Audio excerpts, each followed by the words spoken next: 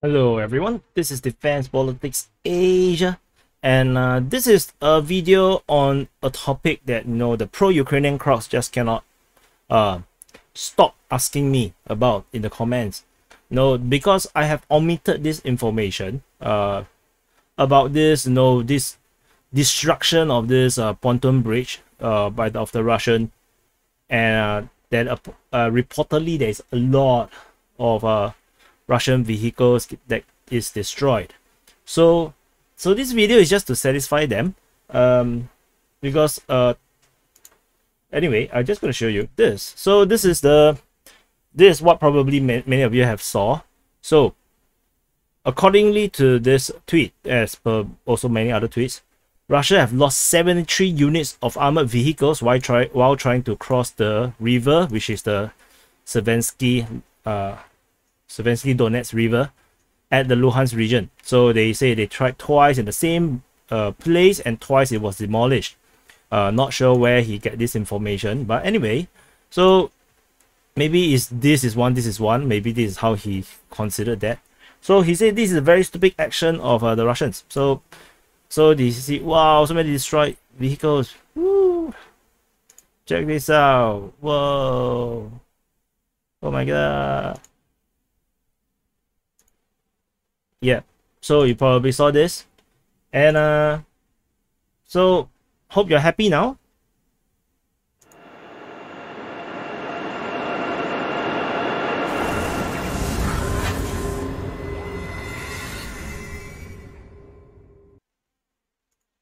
Okay, welcome back to the actual video. So while this is undeniable, of course, we have photos, of this destruction, and there is destroyed pontoon bridges, and of course we have seen some tanks swimming now, and some looking really charred. But let's look at more information. So we have this video that was published yesterday night. For me, it's yesterday night, which is around 12 hours plus ago, I guess. And let's watch this video. I need to turn off the sound, because I think there will be some copyright issue. So you can see this is the destruction, the place. Take note, there's people walking, the tanks is moving. This is very important because I'm going to talk to you about this. And you start to scan all the forest, and you can see some burning vehicles. The grass is totally charred. But look at the formation, the positions of all the armored vehicles, which was in the line along the road. You see a lot of charring of the ground. These are all the grass or the farmland that got burned out. There's some smoke, still some smoke around, and you can see some tracks that's going over the charred ground. So you can see these vehicles. There's one destroyed, and then the rest is moving, and you can see there's people on the tank, and there's soldiers walking around. So this is the full video. So and then I want to show you some of the other pro-Ukrainian crowds excitement about all these things. And this is the so-called accordingly the two pontoon bridges. I not sure if actually this is actually two, or is actually the one and the same, or something. And then take a look at this truck and this truck, and then let's go back to the video. So let's look for that. So this seems to be like there's only one pontoon here, and it looks like it's a later image, I guess. And this side, this is, I think, this is the chart crossing. So this is the chart crossing here, and there isn't really much of a truck here. And then it seems like there's more vegetation in the older one. The newer one seems to have slightly lesser, and you can see some trucks is around. This looks like a new one, and they are actually trying to piece up the next piece to this pontoon crossing. Seems like this is a new crossing rather than this is a destroyed one. This is the actual destroyed one. So not sure how they were linked up. So let's take a look at another one. So they say that, well, destroy an abundant Russian vehicles and destroy pontoon bridge enemy, and I think this is actually before this, and can see the vehicles that is. Let's see actually if we can zoom in this about. So this is probably more akin to what we saw in the video, and take a look at the video again.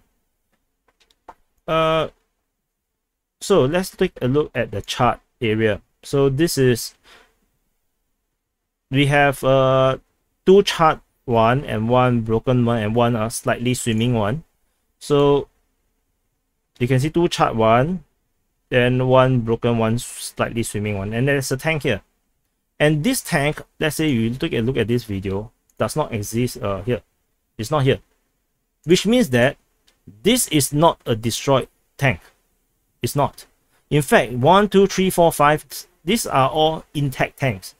These are not destroyed tanks. And even though the Ukrainians have flattened this entire village here, there's some destroyed vehicles, as we can see, previously burnt, just like this. These are all intact tanks. So I just want to show you another one. Okay, there's the telegram. This is no.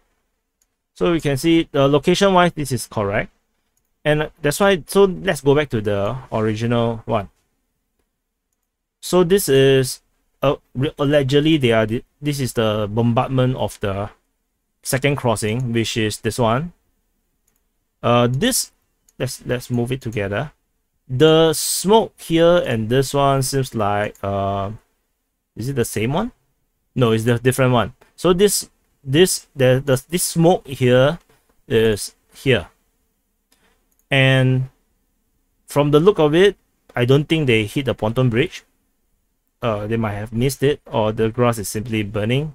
This one is still here, and this one is all this sinking one swimming tanks is actually from the previous one. So let's look for a previous one. There's one here. So this is the one. There's another one here which is not sure if it's there. Let's see again. It's beside the tank. We cannot see it here actually. It's very not so clear. Oh, it's here. Sorry. Sorry, it's a different angle. I got a bit confused. Below, so not so clear. We can't really tell that. And let's take a look. This truck looks intact. This is intact. This is intact. So despite they putting all the boxes around, these lorries or trucks or ammunition trucks are all actually intact. And you can see this doesn't. Not everything that was squared are actually destroyed stuff. These are destroyed, correct? These are destroyed. But I don't think these trucks are destroyed. And as you can see, there might be a direct hit of sorts, but the caliber is not big enough to actually destroy the pontoon bridge. This is probably still usable. And let's go back to this video again. Let's go through the video again. So I want you to take note of this. So this is actually before the second pontoon bridge that was they were trying to build. It seems that they ran out of materials to build that second bridge, which was like kind of like halfway gone. You can see there's people walking here. There's another person here. So let me show you. You can see the person walking is walking towards the tank, and this tank seems to be going backwards to drag this tank, and there's further soldiers around this area. So you can see, oh, that's not a soldier, that's a burnt tree. So the tank has now joined up. He's probably trying to drag the tank. And looking at the destroyed bridge, nothing much. So we go slowly and take a look at the rest of the video. So there is destroyed vehicles. However, take note of all these positions of all these armored vehicles.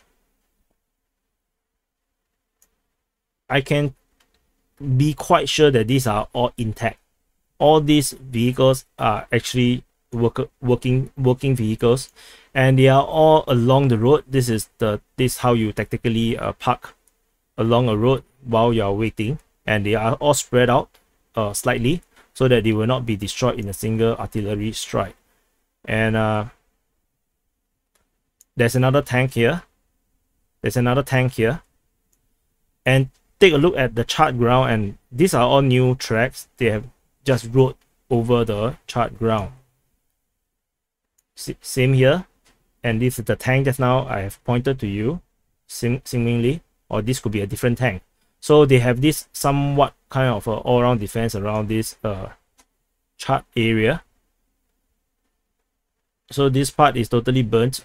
So when you look at the fire map, a lot of the fires is actually this kind of fire, this kind of forest fire, or vegetation burning. Is actually not real indication of how heavy a fighting is, which is why I stopped using fire maps for very important analysis. It's mainly just to try to keep track of things. So there is this smoke here, not sure what is it about. Maybe a new artillery strike of sort. And that's so same thing. This is the same place. You can see all these armored vehicles are going across. These are all not destroyed. They are all facing the other side. They are protecting the bridgehead. The bridgehead is probably further below. I don't think this is water. I don't think that's the river. Take a look again. Yeah, those are not river. I think those are just grounds. And you can see this is the only one that is smoking. That was hit. That had a direct hit. Might be hit by a TB2, a Bayraktar TB2, which is possible. Because if it's an artillery strike, we are probably going to see more artillery strikes. Not this chill. I don't think the tanks will be this chill.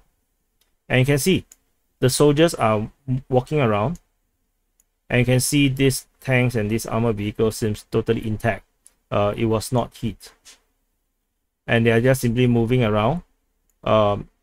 They are securing this bridgehead. So coming back to this very exciting where is it?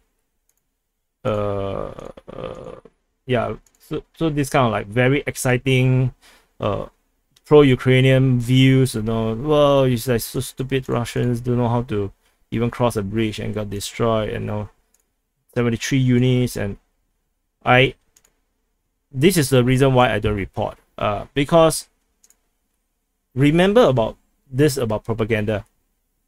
Everything that you see online, you're seeing it because someone wants you to see it. That is the whole thing about all the information that's out there in this war. Every single piece of video, photo, imagery, even satellite image is only there because they want you to see it. Similarly, I chose not to report on this pontoon crossing because it's not relevant. It's just not relevant to me at all. Not to the strategic map that we are trying to cover, because it doesn't matter if you have destroyed 2,000 tanks here. If you destroy 2,000 tanks here and Russia captures Bilohorivka, I will still put a flag, a pink flag or red flag here, and Russia forces have captured Bilohorivka. It does not matter how many tanks and soldiers were killed here. And you will say, but 73 tanks and or units or armored vehicles have got destroyed, such a big thing. And it's like a heaviest, killing of Russian or losses, whatever. If it is that significant, then it will affect the entire operation of this entire theater. Then we will start to see Russian forces losing positions to the Ukrainians in a counter-offensive, and they start to lose towns and positions, and that's what I will be reporting. And the impact of this destruction will impact other fronts if it's true. But if it's not, and the Russian forces continue to move forward in all lines, then what is this? This is nothing. This is not important at all. This has no bearing on the actual war. Despite, yes, it might seem like a huge military success to actually destroy maybe 50 to 70 vehicles, but even that counting is suspicious. I don't think that's the correct count. And let's say if it's correct, but it does not stop the Russian advance, then it's pointless, isn't it? So So let's put things into perspective. So let's go to the Telegram. Let's look at how many how much kills that the Ukrainians claim. So let's look for the kill numbers. So accordingly to the Defense Ministry of Ukraine, so if you are pro-Ukraine and you're still watching this and not triggered enough to quit the video, Ukraine have claimed they have destroyed over 1,000, almost 1,200 tanks and 2,800 armored vehicles. So we are talking about armored count of 4,000 units. If this is accurate, and if you believe the MOD Ukraine 100%, so they do not lie at all, they have destroyed 4,000 units, 4,000 armored units of the Russian, and you're telling me 73 destructions. This 73 is going to be, wow, so huge. No, it's not. This is war. This is nothing. If you're talking about out of 4,000, this is only 73. I think you need some kind of a bearing into what is the scale of the war. This is nothing. This is the reason why I don't care, because this is not important. In terms of the strategic picture, the number of pontoon bridge that was destroyed is countless. And I don't even report on the Russian striking of the pontoon bridges. They have struck like numerous pontoon bridges all over the front line. I think there's a few around here that the Russians have destroyed, and there's a few around here that the Russians have destroyed, and I don't even really care about reporting those. And this is not even accounting for the kind of strikes that the Russians have been reporting. For example, today they have reported 153 areas of concentration of manpower and military vehicle equipment that has been hit. 153. So let's say 153, and each area got one tank destroyed. That's 153 tanks. That is still way more than the 73 that was reported here. So don't celebrate this. This is nothing. The kind of celebration is ridiculous. You are not having the kind of perspective into how huge this is. And this is only purely airstrike, operational, tactical, and army aviation. We are not talking about missile and artillery hitting 15 command posts, 520 areas of manpower, and this is according to the Russians. So let's say they are lying. Only half is correct. Half of this is still 70 over. Half of this is 200 over. And this is one day. And let's scroll up further. This is another report. 170 soldiers that was killed. 41 armored vehicles has been destroyed in a single strike, in a single series of strike by the Air Force. And this is only at one point around near Soledar. And they haven't even talked about the other places where they hit another 45 areas. And then the artillery hit another 14 and 7 and 358 areas. So this is across the entire front line. So you still want to celebrate? What's there to celebrate about? There's nothing to celebrate. You are being brainwashed by Ukrainian propaganda. That's why there's so many images of this, so many UAV shots, satellite images, videos, because this is the only thing they can talk about.